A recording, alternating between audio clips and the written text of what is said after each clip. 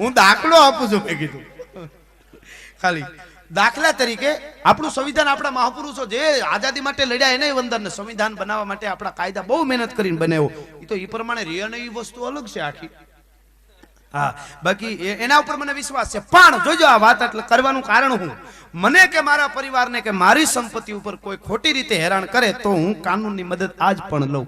હું જાહેરમાં કહું છું, હું કાનૂનની મદદ લઉં. મને કાનૂન ઉપર વિશ્વાસ છે. પણ મારી સામે, આપણી બાજુ ગુજરાતમાં તો સારું છે, ઓલી બાજુ બધું થાય, મારી નજરે હું ભાળું એમ ભારત માતા માટે મુર્દાબાદ એવો શબ્દ અથવા તો પાકિસ્તાનનો ઝંડો એવું કોઈ મારી સામે કરે પછી મને કાનૂનની મદદ લેવા જવાનો વખત નથી. આટલું તો હું જાહેરમાં કાયમના માટે કહું.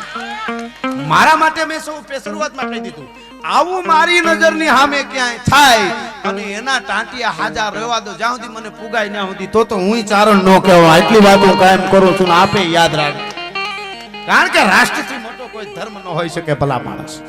હા, આપણે આ બાજુ બહુ સારું છે, બાકી ઓલી બાજુ આમ તમે જુઓ તો ખરા, ટીવીઓમાં આવે અને ભણવાની બધી છૂટ છે, પણ આ અમુક વિડિયા અમુક નાના બાળકોને મારવાની જ